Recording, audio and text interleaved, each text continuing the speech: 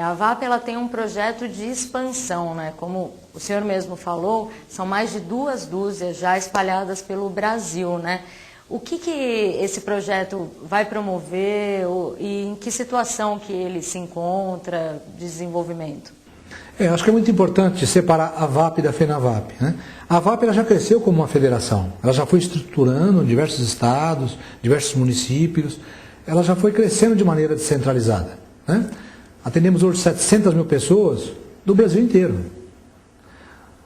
Como a VAP vinha num crescimento com mais de 5 mil empregados, né? Essas centenas de milhares de pessoas atendidas, a gente viu que a gente não tinha pernas para estar inaugurando unidades, não tinha pernas. A VAP está crescendo muito mais do que nós tínhamos condição de acompanhar, né? Teve muitas unidades da VAP que nem na inauguração conseguimos ir, né? Então o que a gente decidiu fazer? Dividir para multiplicar. Nós dividimos a VAP em pedaços, né?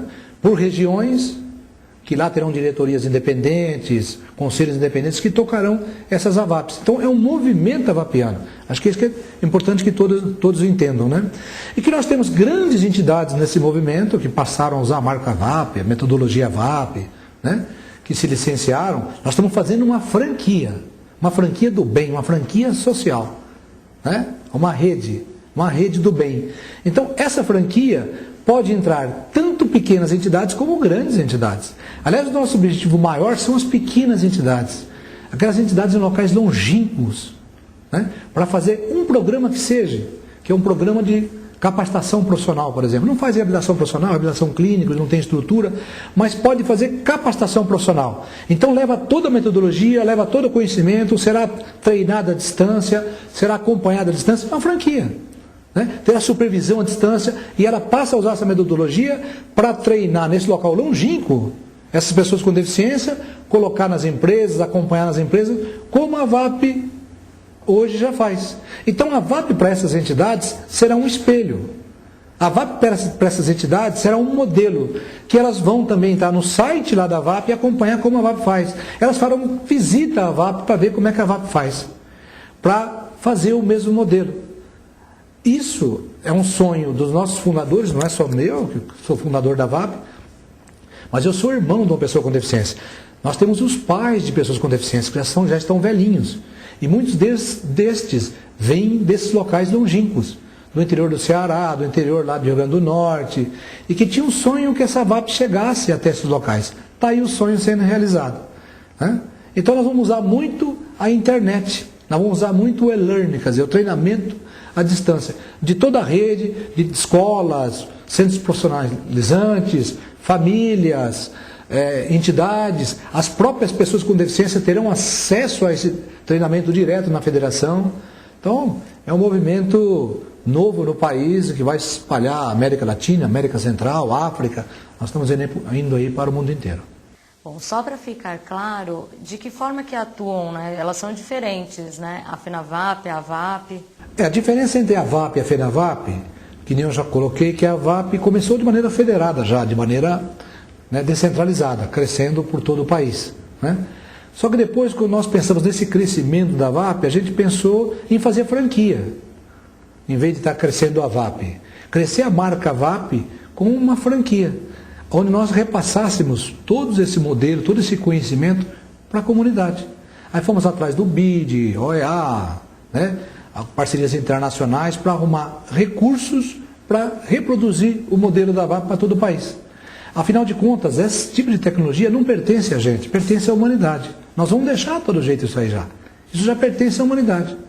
A lógica do terceiro setor é repartir conhecimento, é repartir o poder, é repartir know-how, né? É fazer as coisas em conjunto. Por isso que a gente resolveu fazer a franquia da VAP. Marcos, além da VAP e da FENAVAP, você fundou outras instituições e também está à frente delas. Por quê?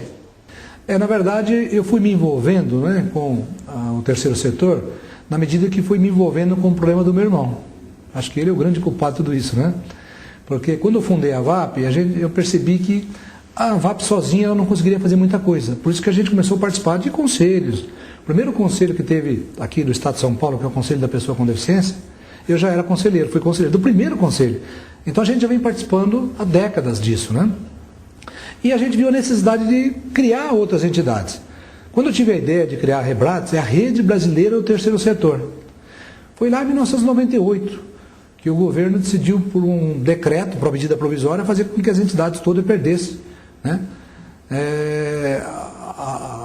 O aspecto filantrópico, né? O aspecto de benefícios fiscais. Então nós acabamos fundando ali a Rebrates, porque a Rede Brasileira do Terceiro Setor é uma rede muito forte, com muitas entidades federadas. E essas entidades federadas é que fazem a política no Congresso. A gente faz com o presidente do Congresso, o presidente do Senado, para adequar leis em relação ao terceiro setor. Então, é uma rede política, né? Aí você tem o Instituto de Empreendedorismo Social. Por que eu fundei o IES, que é o Instituto de Empreendedorismo Social? Para ensinar as entidades a ser empreendedoras. Então, a gente faz feiras, faz eventos, faz palestras, seminários, para ensinar as entidades a ser mais empreendedoras. Aliás, o empreendedorismo é uma coisa que está vindo muito forte no país, né? O empreendedorismo de jovens, de pessoas com deficiência, de mulheres, de negro, né? O Banco do Povo fomentando, né, empréstimos para pessoas gerarem negócios. Então, hoje se fala-se muito no país sobre empreendedorismo. Por que não empreendedorismo social?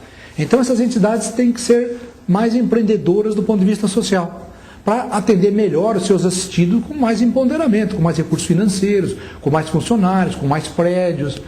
E isso nós estamos fazendo feira de empreendedorismo social, né? Rodada de negócio, capacitação com cursos de gestão estratégica de entidades não lucrativas, um curso 100 horas que é muito bem montado. Então a gente foi acabando participando de outros organismos e criando esses organismos na sociedade. O Via Viva, o Instituto Via Viva também, que eu sou presidente e fundador, nós começamos a fazer reaproveitamento de materiais inservíveis, quer dizer, de lixo, com pessoas com deficiência. Então, recolhimento de pneus com pessoas com deficiência, moagem desses pneus com pessoas com deficiência, fazendo um concreto DI, que é um concreto especial que não usa brita, mas usa, né, no lugar da brita, o pneu, que o concreto fica mais elástico, né, e acaba com um lixo que demora 800 anos na natureza, né? Então, empoderamento ambiental. Então, acabei me envolvendo com outras entidades, né, do meio social, né, ambiental, político. Eu acho que isso acaba sendo muito importante, essa visão desse todo, porque o Brasil, nas próximas décadas, vai estar entre as 3 maiores potências do mundo. Tem que estar também organizado do ponto de vista político, do ponto de vista de gestão, do ponto de vista de resultado, do ponto de vista de aplicabilidade de recursos.